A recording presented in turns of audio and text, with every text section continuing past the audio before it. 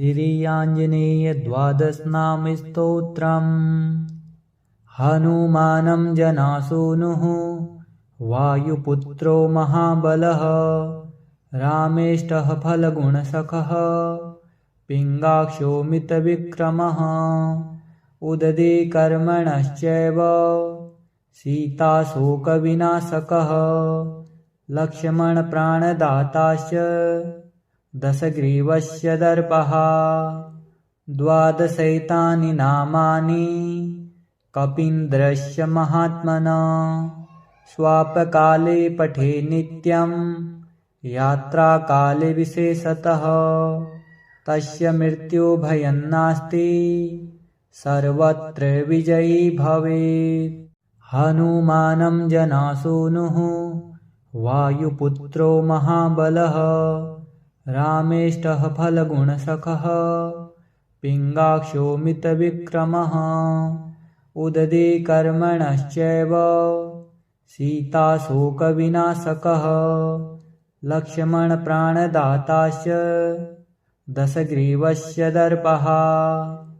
द्वादशैतानि नामानि कपीन्द्रस्य महात्मना, स्वापकाले पठे नित्यं यात्राकाले विशेषतः।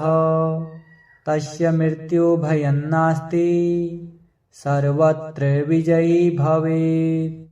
हनुमानं जनासूनुः वायुपुत्रो महाबलः, रामेष्टः फलगुणसखः पिङ्गाक्षो मितविक्रमः।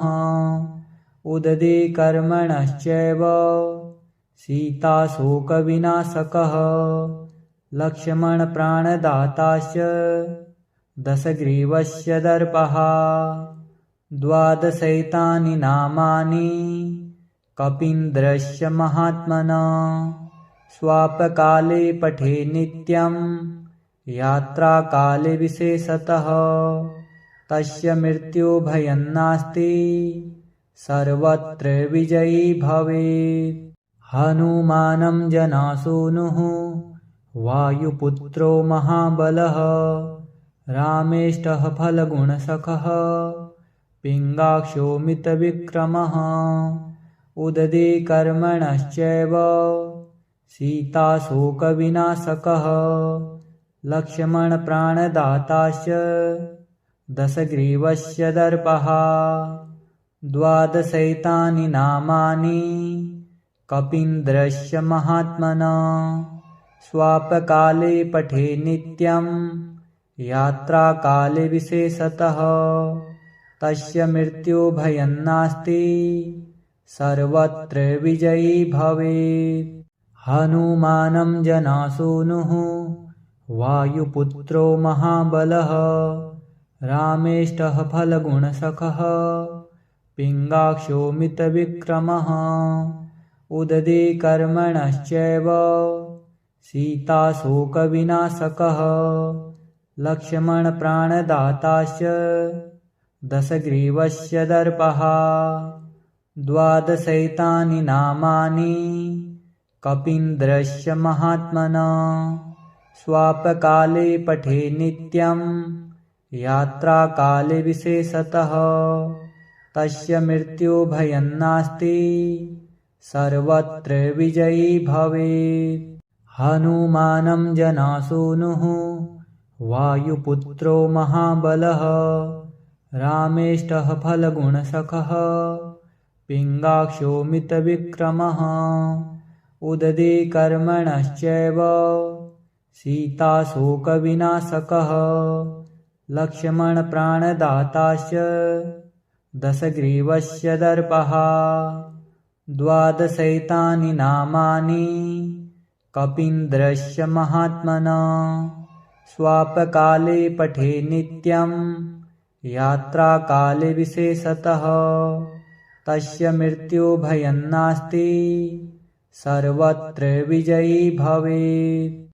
हनुमानं जनासूनुः वायुपुत्रो महाबलः, रामेष्टः फलगुणसखः पिङ्गाक्षो मितविक्रमः। उददे कर्मणश्चैव सीताशोकविनाशकः लक्ष्मणप्राणदाताश्च दशग्रीवस्य दर्पः 12 नामानि कपीन्द्रस्य महात्मनः स्वापकाले पठे नित्यं यात्राकाले विशेषतः तस्य मृत्युभयं नास्ति सर्वत्र विजयी भवेत्। हनुमानं जनासूनुः वायुपुत्रो महाबलः रामेष्टः फलगुणसखः पिङ्गाक्षो मितविक्रमः उददे कर्मणश्चैव सीताशोकविनाशकः लक्ष्मणप्राणदाताश्च दशग्रीवस्य दर्पः 12 नामानि कपीन्द्रस्य महात्मनः स्वापकाले पठे नित्यं यात्राकाले विशेषतः तस्य मृत्युभयं नास्ति सर्वत्र विजयी भवेत्। हनुमानं जनासूनुः वायुपुत्रो महाबलः रामेष्टः फलगुणसखः पिङ्गाक्षो मितविक्रमः उददे कर्मणश्चैव सीताशोकविनाशकः लक्ष्मणप्राणदाताश्च दशग्रीवस्य दर्पः 12 नामानि कपीन्द्रस्य महात्मनः स्वापकाले पठे नित्यं यात्राकाले विशेषतः तस्य मृत्युभयं नास्ति सर्वत्र विजयी भवेत्। हनुमानं जनासूनुः वायुपुत्रो महाबलः रामेष्टः फलगुणसखः पिङ्गाक्षो मितविक्रमः उददे कर्मणश्चैव सीताशोकविनाशकः लक्ष्मणप्राणदाताश्च दशग्रीवस्य दर्पः 12 नामानि कपीन्द्रस्य महात्मनः स्वापकाले पठे नित्यं यात्राकाले विशेषतः तस्य मृत्युभयं नास्ति सर्वत्र विजयी भवेत्। हनुमानं जनासूनुः वायुपुत्रो महाबलः रामेष्टः फलगुणसखः पिङ्गाक्षो मितविक्रमः उददे कर्मणश्चैव सीताशोकविनाशकः लक्ष्मणप्राणदाताश्च दशग्रीवस्य दर्पः 12 नामानि कपीन्द्रस्य महात्मनः स्वापकाले पठे नित्यं यात्राकाले विशेषतः तस्य मृत्युभयं नास्ति सर्वत्र विजयी भवेत्। हनुमानं जनासूनुः वायुपुत्रो महाबलः रामेष्टः फलगुणसखः पिङ्गाक्षो मितविक्रमः उददे कर्मणश्चैव सीताशोकविनाशकः लक्ष्मणप्राणदाताश्च दशग्रीवस्य दर्पः 12 नामानि कपीन्द्रस्य महात्मनः स्वापकाले पठे नित्यं यात्राकाले विशेषतः तस्य मृत्युभयं नास्ति सर्वत्र विजयी भवेत्। हनुमानं जनासूनुः वायुपुत्रो महाबलः रामेष्टः फलगुणसखः पिङ्गाक्षो मितविक्रमः उददे कर्मणश्चैव सीताशोकविनाशकः लक्ष्मणप्राणदाताश्च दशग्रीवस्य दर्पः 12 नामानि कपीन्द्रस्य महात्मनः स्वापकाले पठे नित्यं यात्राकाले विशेषतः तस्य मृत्युभयं नास्ति सर्वत्र विजयी भवेत्। हनुमानं जनासूनुः वायुपुत्रो महाबलः रामेष्टः फलगुणसखः पिङ्गाक्षो मितविक्रमः उददे कर्मणश्चैव सीताशोकविनाशकः लक्ष्मणप्राणदाताश्च दशग्रीवस्य दर्पः। द्वादशैतानि नामानि कपीन्द्रस्य महात्मना स्वापकाले पठे नित्यं यात्राकाले विशेषतः तस्य मृत्युभयं नास्ति सर्वत्र विजयी भवेत्। हनुमानं जनासूनुः वायुपुत्रो महाबलः रामेष्टः फलगुणसखः पिङ्गाक्षो मितविक्रमः उददे कर्मणश्चैव सीताशोकविनाशकः लक्ष्मणप्राणदाताश्च दशग्रीवस्य दर्पः। द्वादशैतानि नामानि कपीन्द्रस्य महात्मना स्वापकाले पठे नित्यं यात्राकाले विशेषतः तस्य मृत्युभयं नास्ति सर्वत्र विजयी भवेत्।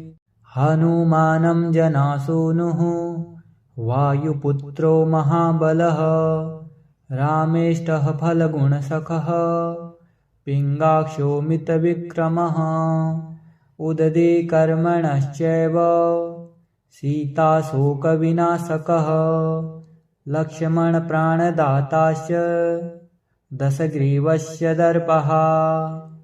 द्वादशैतानि नामानि कपीन्द्रस्य महात्मना स्वापकाले पठे नित्यं यात्राकाले विशेषतः तस्य मृत्युभयं नास्ति सर्वत्र विजयी भवेत्।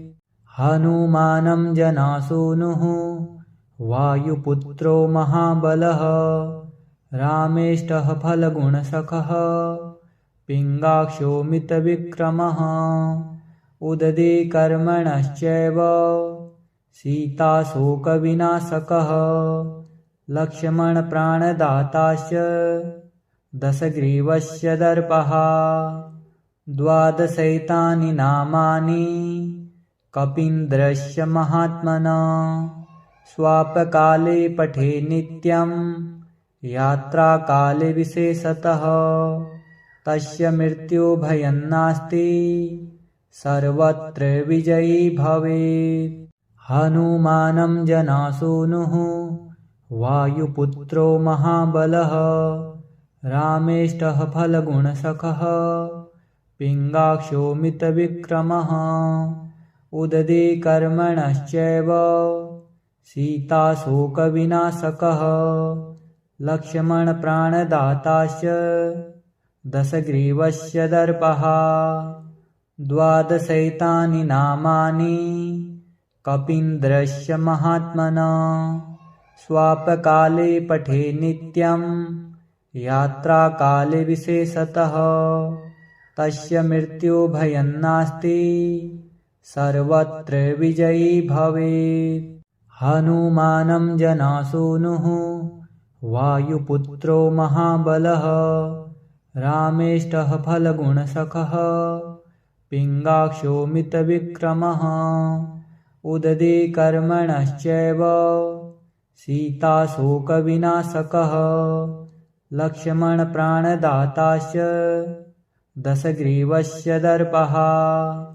द्वादशैतानि नामानि कपीन्द्रस्य महात्मना स्वापकाले पठे नित्यं यात्राकाले विशेषतः तस्य मृत्युभयं नास्ति सर्वत्र विजयी भवेत्। हनुमानं जनासूनुः वायुपुत्रो महाबलः रामेष्टः फलगुणसखः पिङ्गाक्षो मितविक्रमः उददे कर्मणश्चैव सीताशोकविनाशकः